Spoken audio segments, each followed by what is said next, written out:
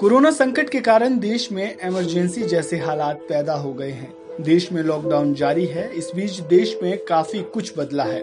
देश की जनता वो सब कुछ कर रही है जो शायद ही इससे पहले उसने कभी किया हो। सभी तरह के स्कूल कॉलेज बंद है। ऐसे में देश ने शिक्षा की उस प्रणाली को भी अपना लिया है जिसे अपनाने में हम थोड़ा हिचकते थे। जी हाँ, हम बात कर रहे हैं ऑनलाइन शिक्षा की।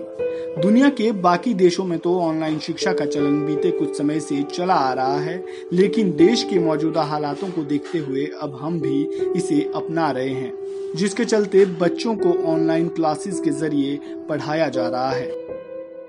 भारत सरकार ने इसे लेकर पढ़े ऑनलाइन भारत अभियान की शुरुआत की है, जिसके जरिए ऑनलाइन शिक्षा को प्रभावी बनाने के लिए काम किया जा रहा है।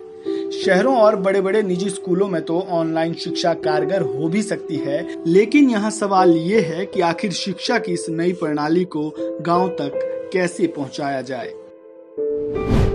गांव तक कैसे पहुंचेगी ऑनलाइन शिक्षा?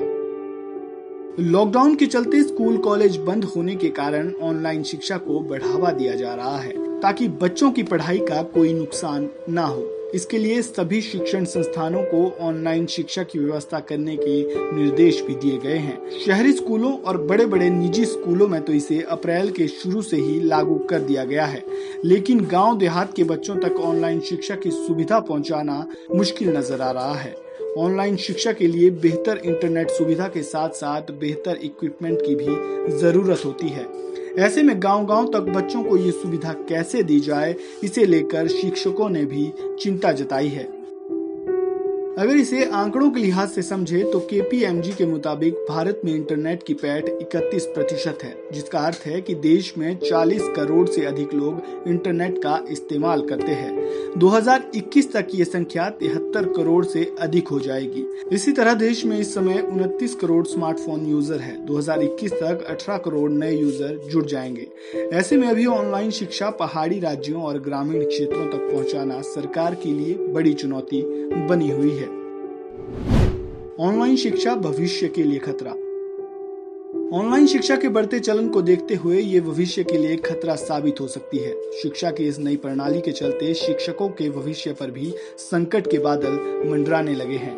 यदि ऑनलाइन शिक्षा का मॉडल भारत में भी लागू किया जाता है तो ऐसे में अधिकतर शिक्षकों के करियर पर तलवार लटक सकती है। UGC ने तो शिक्षण संस्थानों को अगले सत्र में कम से कम 25% पाठ्यक्रम हर शिक्षण संस्थान में ऑनलाइन माध्यम से पढ़ाने के निर्देश भी दे दिए हैं।